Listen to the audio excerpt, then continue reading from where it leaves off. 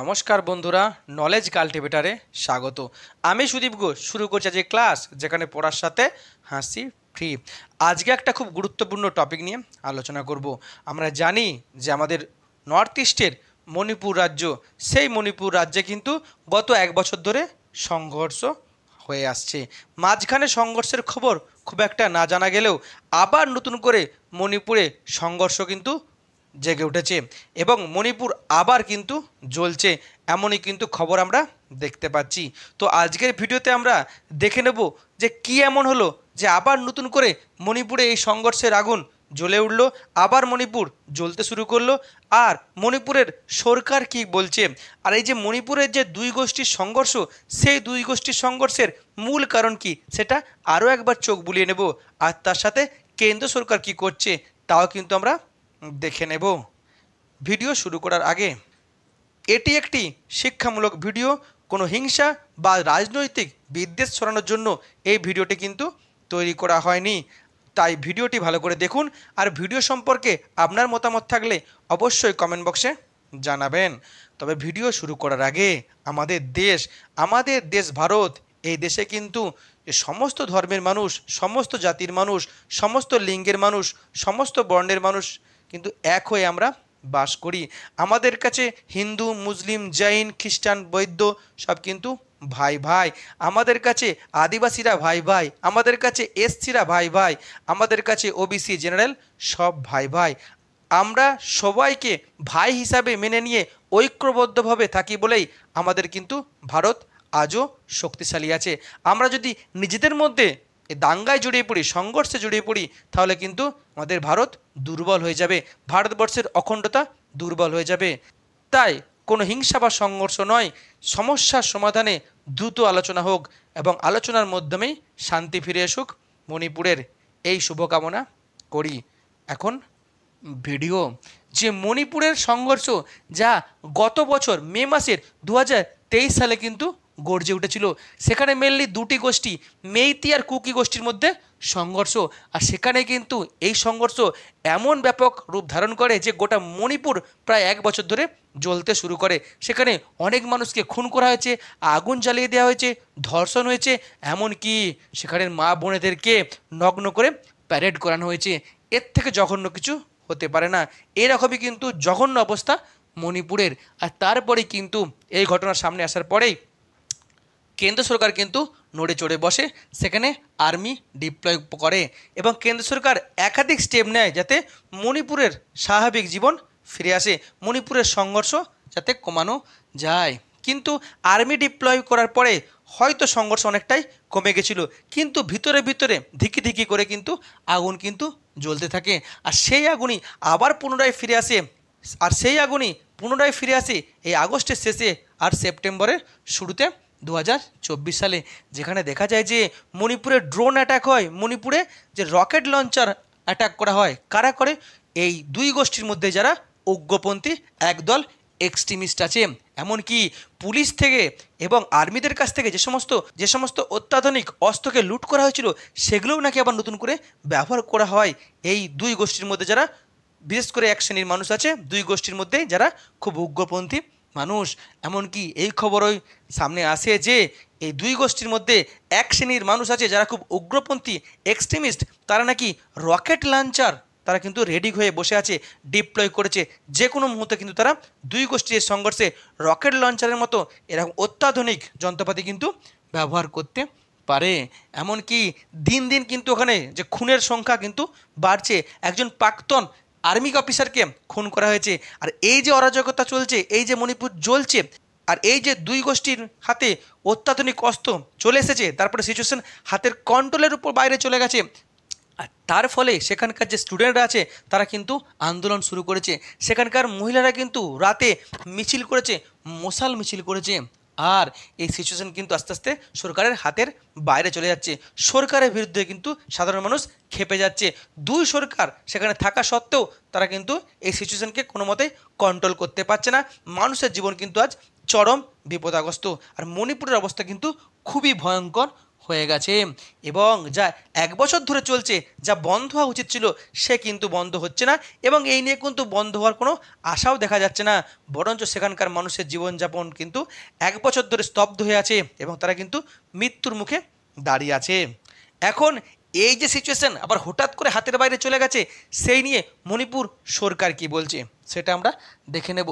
দেখতে হবে মণিপুর সরকারের যিনি মুখ্যমন্ত্রী আছেন মাননীয় বীরেন সিং, তিনি কিন্তু বিজেপির মুখ্যমন্ত্রী, অর্থাৎ মণিপুরেরও কিন্তু শাসক দল বিজেপি। আর এই মণিপুরের সরকার কিন্তু এই যে সিচুয়েশন হাতের বাইরে চলে গেছে, তারা কন্ট্রোল করতে পারছে না, সেই নেতারা সেখানকার গভর্নরের সঙ্গে দেখা করেছেন, রাজ্যপালের সাথে, এবং রাজ্যপালকে তারা কেন্দ্র সরকারের বিরুদ্ধে একাধিক ডিমান্ড তারা পত্র দিয়ে এসছেন। কী কী ডিমান্ড দিয়েছেন? মেনলি ডিমান্ড দিয়েছেন যে ফার্স্ট ইউনিফাইড কমান্ড বলতে এই যে মণিপুরের সিচুয়েশন হাতের বাইরে চলে গেছে, এখানে রাজ্য সরকারের পুলিশ আর কেন্দ্রীয় বাহিনীর পুলিশ, এই দুই পুলিশের যৌথ বাহিনী বা যে সিকিউরিটির ব্যাপারটি আছে সেটা কিন্তু স্টেট গভর্নমেন্টের কাছ থেকে চলে গেছে কেন্দ্র সরকারের কাছে। কেন্দ্র সরকার কিন্তু এই টোটাল সিকিউরিটির ব্যাপারটি দেখাশোনা করছে, যেটাকে বলছি ইউনিফাইড কমান্ড। কিন্তু রাজ্য সরকার বলছে এই ইউনিফাইড কমান্ড থাকা সত্ত্বেও তারা কিন্তু কোনো মতে কোনো কাজ করতে পারছে না, তারা সিচুয়েশনকে কন্ট্রোল করতে পারছে না। তাই স্টেট গভর্নমেন্ট বলছে যে ইউনিফাইড কমান্ডের ক্ষমতা রাজ্য সরকারকে দেওয়া হোক। রাজ্য সরকার জানে কোন কোন জায়গায় সমস্যা আছে, কোন কোন জায়গায় এই যৌথ বাহিনীকে ডিপ্লয় করতে হবে, আর তাহলে কিন্তু এই সমস্যার সমাধান করা যাবে, সিচুয়েশনকে কন্ট্রোলে আনা যাবে।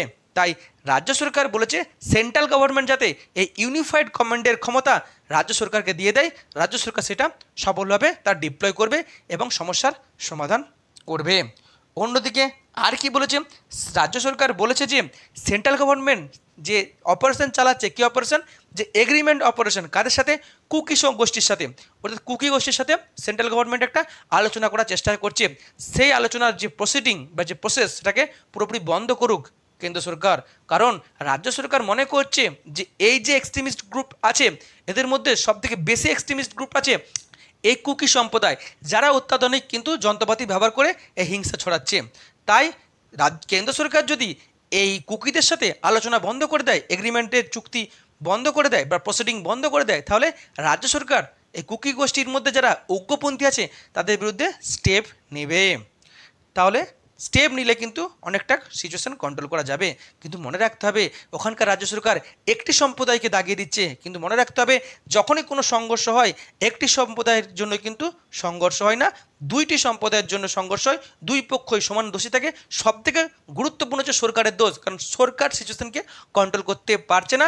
সরকার কেন সিচুয়েশনকে কন্ট্রোলের বাইরে যেতে দিয়েছে সেটা কিন্তু সরকার স্বীকার করছে না, বরঞ্চ অন্য একটি গোষ্ঠীকে খেপিয়ে দিচ্ছে, তারা তো এর বিরুদ্ধে প্রতিবাদ করবেই। আগুন নেভানোর থেকে আগুন হয়তো অনেক সময় বেড়ে যেতে পারে। অন্যদিকে রাজ্য সরকার আর কি বলছে? রাজ্য সরকার কেন্দ্র সরকারকে বলছে যে কেন্দ্র সরকার এতদিন ধরে কেন্দ্রীয় বাহিনী রেখেছে, আর্মি রেখেছে, কিন্তু আর্মি থেকেও মণিপুরের সিচুয়েশন কোনো মতেই কন্ট্রোল করা যাচ্ছে না, কোনোভাবেই সেটাকে কমানো যাচ্ছে না, বরং মণিপুরের হিংসা বাড়ছে। তাই আর্মিকে দ্রুত সরিয়ে দেওয়া হোক। যে আর্মি থাকছে রাজ্য সরকারের খরচে খাচ্ছে, কিন্তু আর্মি কোনো মতেই এই সংঘর্ষকে কমাতে পারছে না।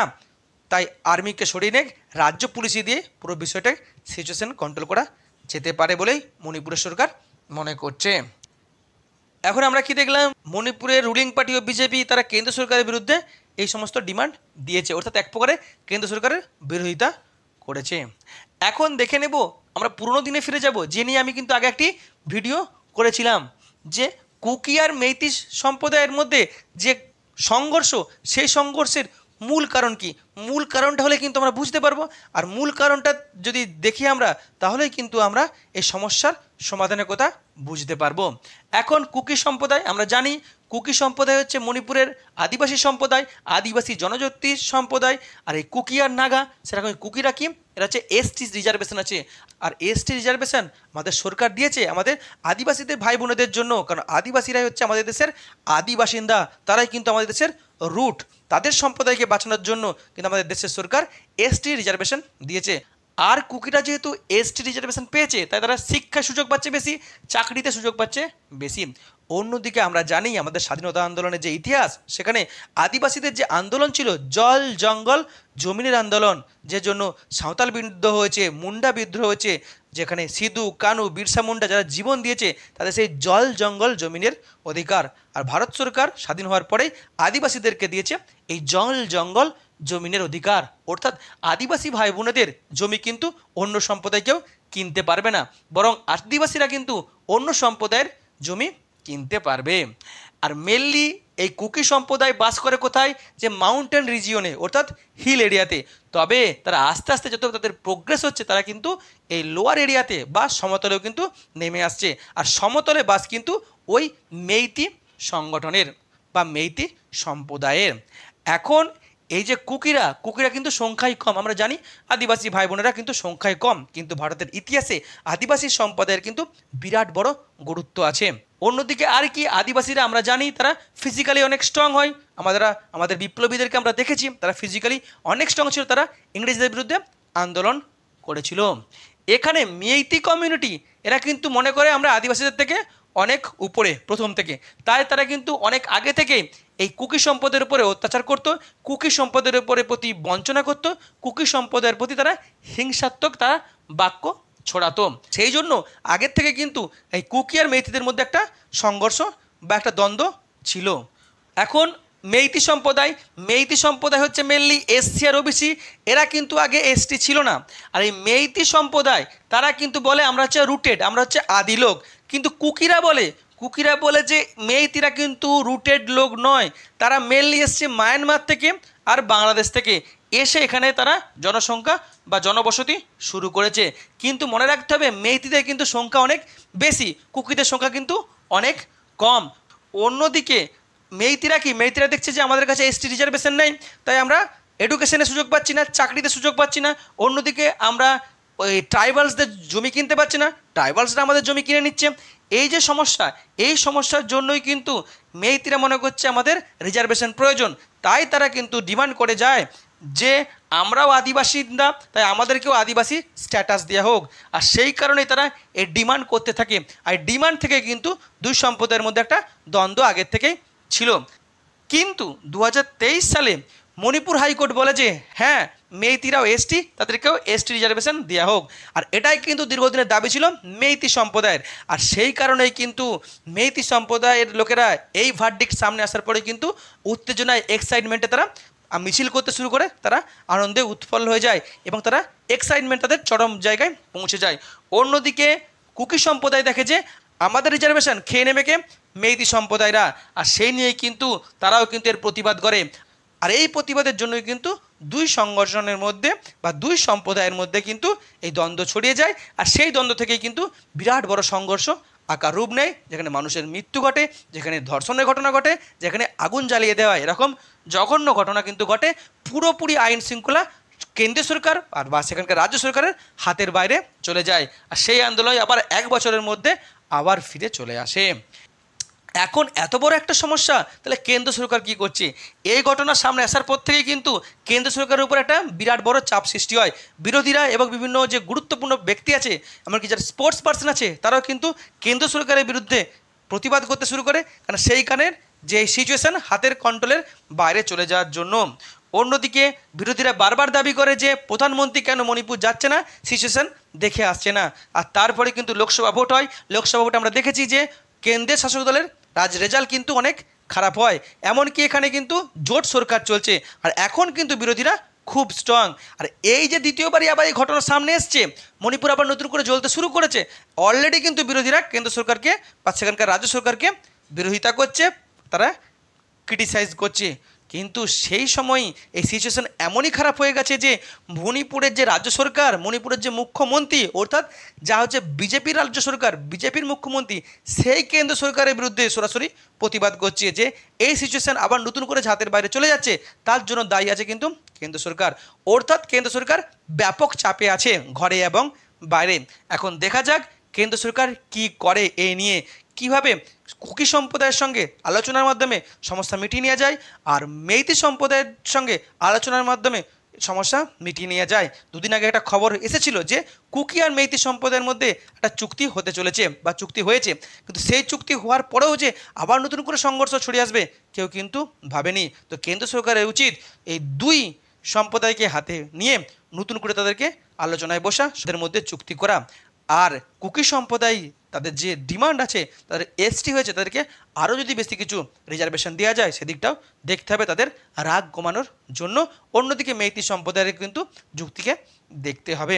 অন্যদিকে এই যে এত বড় সংঘর্ষ ঘটছে, যে সংঘর্ষে এক্সট্রিমিস্টরা এই যে উন্নত মানের অস্ত্র ব্যবহার করছে, এই অস্ত্রগুলো কোথা থেকে আসছে? কিছু অস্ত্র পুলিশের কাছ থেকে চুরি করেছে, কিন্তু বাকি এই যে রকেট লঞ্চার, এই যে ড্রোন কোথা থেকে আসছে সেদিকটাও কেন্দ্র সরকারকে দেখতে হবে যে পেছন থেকে কারা এত অস্ত্র দিচ্ছে। তবে কিন্তু সমস্যার সমাধান হবে, না হলে কিন্তু সমস্যার সমাধান হবে না, সমস্যা কিন্তু আরও দ্রুত হাতের বাইরে চলে যাবে। এবং সবথেকে বড় কথা, এই যে মণিপুরে নতুন করে আন্দোলন শুরু হয়েছে, যেখানে মশাল মিছিল হয়েছে মহিলাদের, সে ছাত্ররা মিছিল করেছে, সেখানে আবার এক শ্রেণীর উগ্রপন্থী তারা কিন্তু ভারতবর্ষের জাতীয় পতাকা নামিয়ে দিয়েছে এবং অ্যান্টি ইন্ডিয়া স্লোগান দিয়েছে। অনেকে হয়তো ভাবছে যে কি ভারতবর্ষের অখণ্ডতা কি থাকবে না, এটাও কিন্তু একটা বিরাট বড় সমস্যা। এই সমস্যার দ্রুত সমাধান হোক। আর দুই সম্প্রদায়কে, সে মেইতি হোক কুকি হোক, দুই সম্প্রদায়কে কিন্তু তাদের যে রাগ কমিয়ে তাদেরকে আলোচনায় আসতে হবে। আলোচনা ছাড়া কিন্তু কোনো সমস্যার সমাধান হয় না, হিংসা দ্বারা কোনো সমস্যার সমাধান হয় না। কুকি মেইতি ভাই ভাই দুই সম্প্রদায়ের যে স্বার্থ রক্ষিত হোক। দুই সম্প্রদায় যত ঐক্য থাকবে তত কিন্তু মণিপুর স্ট্রং হবে, ভারতবর্ষ স্ট্রং হবে। তাই মণিপুর দ্রুত স্বাভাবিক ছন্দে ফিরে আসুক, এই শুভকামনা করি। মণিপুরের মানুষের ভালো হোক, এই শুভকামনা করছি এই ভিডিওতে। এই ভিডিওটি এখানে শেষ হলো। ভিডিওটি যদি ভালো লাগে অবশ্যই লাইক, কমেন্ট, শেয়ার এবং চ্যানেলটি সাবস্ক্রাইব করতে ভুলবেন না। আবার দেখা হবে নতুন একটি ভিডিওতে। ততক্ষণ পড়তে থাকো, হাসতে থাকো।